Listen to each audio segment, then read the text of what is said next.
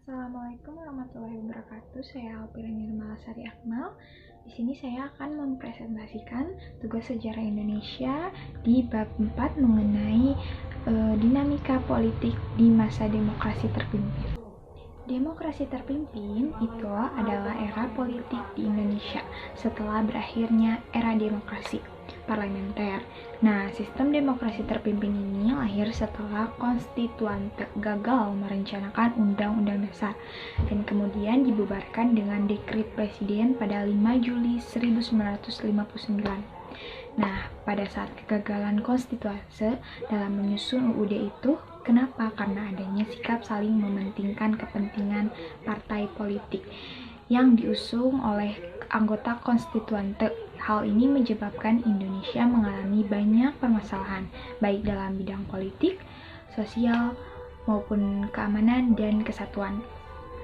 Yang pertama yaitu menuju demokrasi terpimpin. Nah, kehidupan sosial politik Indonesia pada masa demokrasi liberal di tahun 1950 sampai 1959 belum stabil karena kabinet yang selalu berganti sehingga tidak bisa dijalankan sebagaimana mestinya. Partai-partai saling bersaing dan saling menjatuhkan. Di sisi lain, Dewan Konstituante yang dibentuk melalui pemilu 1955 tidak berhasil dalam menyelesaikan tugasnya. Tugasnya apa? Yaitu menyusun UUD. Padahal Presiden Soekarno berharap besar pada pemilu di 1955 karena bisa dijadikan sebagai sarana untuk membangun demokrasi. Kemudian Presiden Soekarno ingin menyederhanakan partai-partai politik dan membentuk kabinet dan perintikan partai itu di tanggal 21 Februari 1957 dengan para tokoh politik dan juga militer. Presiden Soekarno menawarkan konsepsinya, yaitu keinginannya untuk membentuk kabinet berkaki empat yang terdiri dari PNI, Masyumi, NU, dan PKI. Nah, dia juga menghendaki pembentukan Dewan Nasional yang terdiri dari golongan fungsional. Presiden juga dia mengatakan jika demokrasi liberal itu tidak sesuai dengan jiwa dan semangat Indonesia. Nah, pada Februari 1957, Soekarno ingin mengganti demokrasi menjadi demokrasi terpimpin. Karena sesuai dengan kepribadiannya bangsa Indonesia, demokrasi terpimpin merupakan suatu gagasan pembaruan kehidupan politik, sosial, dan ekonomi. Itu juga dikenal dengan konsepsi presiden di 1957. Nah, isi konsepsi yang pertama yaitu pembaruan struktur politik harus diberlakukan sistem demokrasi terpimpin yang didukung oleh kekuatan asuransi masyarakat secara seimbang. Yang kedua, pembentukan kabinet gotong royong berdasarkan imbangan kekuatan masyarakat yang terdiri atas wakil partai-partai politik dan juga kekuatan golongan politik baru yang bernama golongan karya. Nah, pada 6 Mei 1957 itu dibentuk Dewan Nasional. Pada saat itu, Presiden Soekarno mencoba dan mengganti demokrasi parlementer menjadi demokrasi terpimpin melalui Dewan Nasional yang dibahas mengenai kembalinya UUD 1945 yang diusul oleh Kepala Staf Angkatan Darat, yaitu Mayor Jenderal Nasution. Itu juga didukung oleh wakil-wakil partai. Lalu, Presiden Soekarno ini ragu membuat keputusan karena desakan dari Nasution ini. Akhirnya, Presiden Soekarno langsung menyetujui ke Undang-Undang Dasar 1945 itu, meminta Presiden agar Dewan Konstituante untuk menerima Undang-Undang Dasar 1945 apa adanya untuk mencegah munculnya akses politik sebagai akibat usulan pemerintah untuk kembali ke Undang-Undang Dasar 1945. Maka KSAD memberi saran kepada Soekarno. KSAD menyerahkan kepada Soekarno itu untuk mengumumkan kembali berlakunya Undang-Undang Dasar 1945 dengan suatu dekret presiden Itu dilaksanakan pada 5 Juli 1959 pukul 17.00 dalam upacara resmi yang berlangsung selama 15 menit di Istana Merdeka. Presiden Soekarno mengumumkan dekretnya yang mengumumkan 3 hal pokok. Yang pertama yaitu menetapkan pembubaran konstituante. Yang kedua yaitu menetapkan Undang-Undang Dasar 1945 berlaku bagi segenap bangsa Indonesia dan seluruh tumpah darah Indonesia, terhitung mulai tanggal penempatan dekret dan tidak berlakunya lagi Undang-Undang Dasar sementara atau yang disebut UUDS. Yang ketiga yaitu pembentukan MPRS yang terdiri atas anggota DPR yang ditambah dengan utusan-utusan dan golongan, serta pembentukan Dewan Pertimbangan Agung sementara DPAS. Nah, lalu pada tanggal 17 Agustus 1959, Presiden Soekarno menguraikan ideologi demokrasi yang terpimpinnya yang isinya mencakup revolusi, gotong royong demokrasi, dan imperialisme, kapitalisme, anti-demokrasi liberal, dan perubahan secara total. Nah, amanat presiden tersebut dijadikan sebagai GBHN dengan nama Manifesto Politik Republik Indonesia.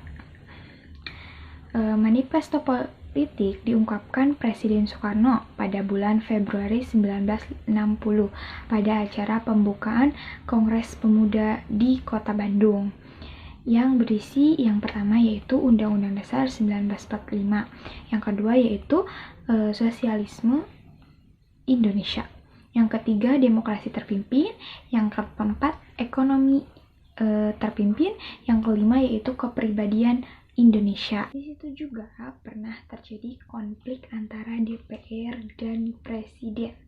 Kenapa? Karena waktu itu DPR menolak rencana anggaran belanja negara di tahun 1960. Itu diajukan oleh pemerintah. Bayangkan dia menolak rencana anggaran belanja, dan penolakan itu mampu membuatkan konflik yang terbuka antara DPR dan Presiden. Nah, penolakan tersebut membawa dampak pembubaran DPR oleh Presiden. Soekarno di 5 Maret 1960, selain itu ada beberapa tindakan Presiden Soekarno lainnya yang menegakkan demokrasi terpimpin adalah membentuk negara baru yang disebut Front Nasional, dan lembaga ini dibentuk berdasarkan pada tahapan Presiden nomor 13 tahun 1959 yang menetapkan ini disebut bahwa Front Nasional adalah satuan organisasi massa yang memperjuangkan cita-cita proklamasi dan cita-cita yang terkandung dalam Undang-Undang Dasar 1945. Langkah Presiden Soekarno lainnya adalah melakukan regrouping kabinet berdasarkan ketetapan Presiden nomor 94 tahun 1962 tentang pengintegrasian lembaga-lembaga tinggi dan tertinggi negara dengan eksekutif MPRS, DPR, GR, DPA, Mahkamah Agung, dan Dewa Perancang Nasional yang dipimpin langsung oleh Presiden. Pengintegrasian lembaga-lembaga tersebut dengan eksekutif membuat pimpinan lembaga tersebut diangkat menjadi menteri dan ikut serta dalam sidang kabinet terbentuk dan juga ikut merumuskan dan mengamankan kebijakan pemerintah pada lembaganya masing-masing. Selain itu, Presiden juga membentuk suatu lembaga baru yang bernama Musyawarah Pembantu Pimpinan Revolusi MPR berdasarkan penetapan Presiden nomor 4 tahun 1962. MPR merupakan Badan Pembantu Pemimpin Besar Revolusi atau PBR dalam mengambil kebijakan khusus dan darurat untuk menyelesaikan revolusi. Keanggotaan MPR meliputi sejumlah menteri yang mewakili MPRS, DPR, GR, Departemen-Departemen Angkatan, dan para pemimpin partai politik Nasakom. Penilaian terhadap pelaksanaan demokrasi terpimpin yang dilaksanakan oleh Presiden Soekarno pertama kali muncul dari Muhammad Hatta melalui tulisannya dalam majalah Islam Panci Masyarakat pada tahun 1960 yang berjudul Demokrasi Kita. Muhammad Hatta kapan kritiknya kepada tindakan-tindakan Presiden, tugas-tugas DPR, sampai pada pengamatan adanya krisis demokrasi, yaitu sebagai demokrasi yang tidak kenal batas kemerdekaan, lupa syarat-syarat hidupnya, dan melulu menjadi anarki. Lambat laun akan digantikan oleh diktator. Baik, sekian presentasi dari saya. Apa ada yang ingin ditanyakan? Baik, kepada Alfira Nirmara Sari Akmal, saya akan bertanya kepada seputar materi yang Alfira sudah paparkan. Pertanyaannya yaitu adalah, apa alasan Presiden menggantikan kabinet liberal dengan kabinet terpimpin? Coba jelaskan kepada Alfira secara jelas. Oke, baik, saya akan menjawab pertanyaan alasan mengapa Presiden mengganti kabinet liberal dengan kabinet terpimpin.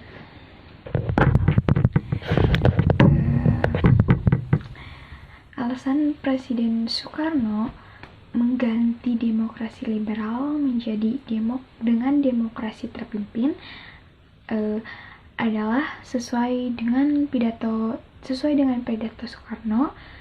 Soekarno menyatakan dalam beberapa pidatonya bahwa penyebab perpecahan ini karena adanya oposisi dalam pemerintahannya yang tidak mampu memberikan kritik konstruktif, tetapi bahkan berusaha menghancurkan pemerintahannya. Untuk itu, Soekarno meniadakan peran partai dalam pemerintahan dengan satu prinsip, bahwa yang utama adalah identitas bangsa Indonesia dan bukan partai politik.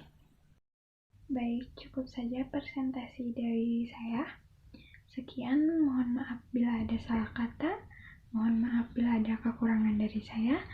Wabillahi taufiq wal hidayah. Wassalamualaikum warahmatullahi wabarakatuh.